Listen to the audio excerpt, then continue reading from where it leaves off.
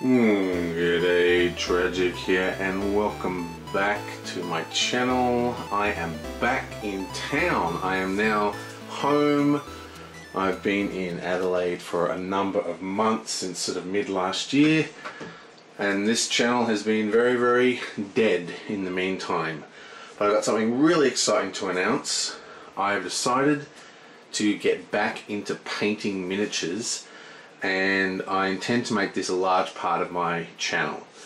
Now, I'm actually a pretty experienced painter from like years ago, you know, like 20 years ago, and now, you know, I've got to wear glasses now and I'm an old cunt and stuff. But basically the goal here is to try something new and interesting for me, and to that end I have bought an airbrush. I have bought a Renegade, and I'm going to be going from noob-tastic, just beginner, to competent tabletop painter, I hope. And I'm going to chronicle everything in this channel. Now, first thing I want to do is just go through some changes that this is going to mean. As you might notice, this is where I usually play the board games on my channel. Now, I'm still going to play board games on my channel, but they are going to be played in the lounge room, which means that I won't be able to play some of the really long games. The long games are going to be moved to my digital channel, which is in Tabletop Simulator. So things like Mage Knight, for example, which can take 30 videos over the course of like a couple of months, that's going to be done in the other playing. But smaller games and, you know, things like the classics like Arkham Horror, we'll still play them, but they'll be in sort of smaller bursts, because I'll have to record multiple sessions to try and get it off the lounge room table as quickly as possible, because I have people coming over every 2 weeks to actually play on that table for physical board games. And this area here is going to be my painting setup. So I'm just going to quickly walk you through it. For starters, I've got some protective gear, namely this fancy painter's mask I just got from Bunnings. Bunnings is like a hardware store in Australia. And I'm banging it with my leg. And I picked up this little painting booth from eBay for, I think it was $90. So this sort of pops up like this. You have a little rotatory thing here. And when I do the filming, it'll be filming in here basically, and this is where I'll paint. And the reason I've got to do that is because if you look up the back, we have a sort of outlet that sucks the air out, and that'll go out the window. And I've just sealed it with some tape, and I've sealed the back of it, which I'm not going to show you, with some blue tack, because I want to be able to pull it off easily if I need to. So that is basically the protective. Oh God, I've forgotten how to make videos. I keep tripping up over the camera. So I've got some basic protective gear.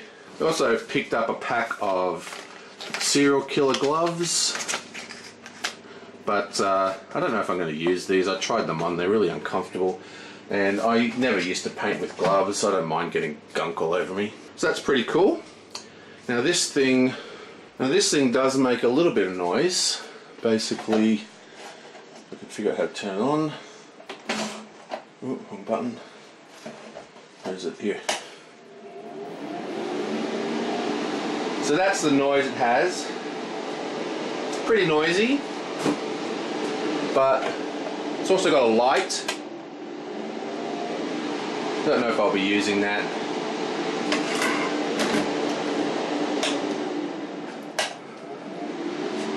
Now, I usually run my videos through a noise reduction filter, so I'm going to turn that on now and see how good it sounds.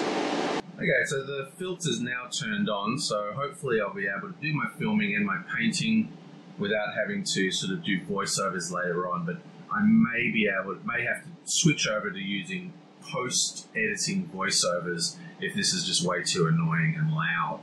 But let's turn it off for now.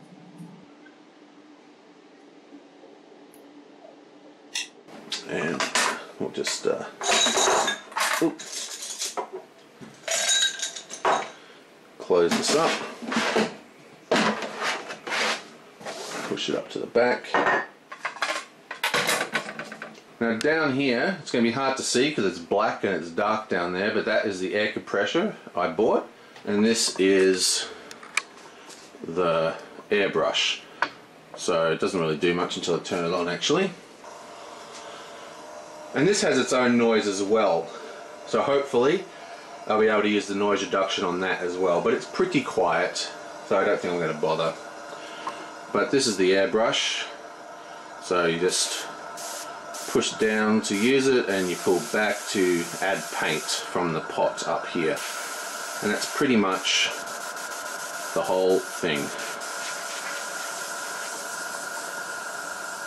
Now I've got it set to run at 20 psi when it's pressed. I might drop that to 18 or something just to when I'm starting, because you want the kind of lowest. I've done a lot of reading, but it's all theory. I have yet to actually paint anything.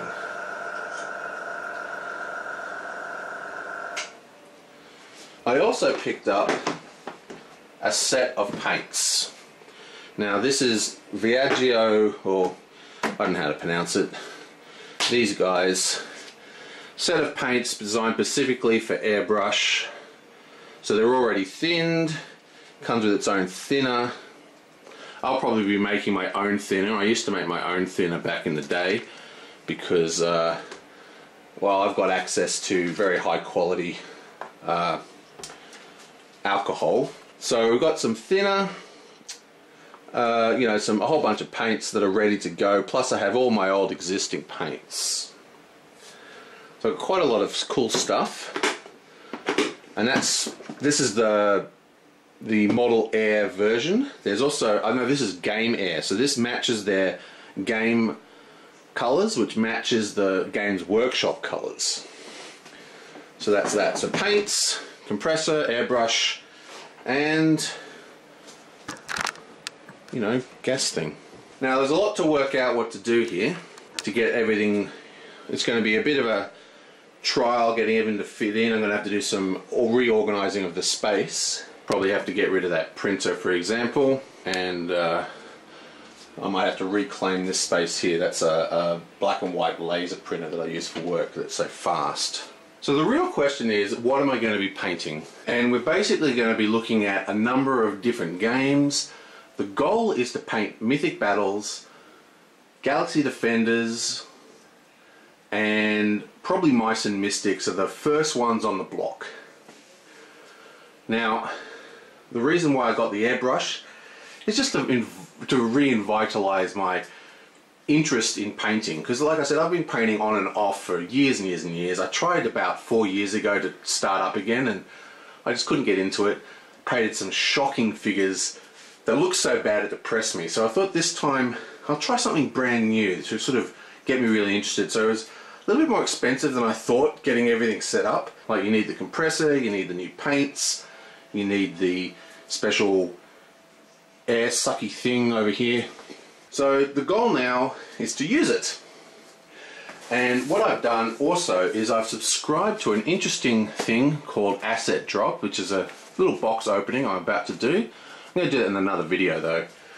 What these do is that they send me some random interesting paints in these packages, and I'm going to subscribe. I don't know how long I'm going to subscribe to it, but I'm going to subscribe to a while, and it's going to give a collection of interesting paints for me to use that I don't know about because I'm not really into the scene. So I think this is a good way for me to get started. And also, this one, the Heron box, actually sends me a mini, so I can practice the techniques in these boxes on the mini and not ruin my board games for now. And that's the plan. Okay, well that's it. That's the new setup, and I'll see you guys next time.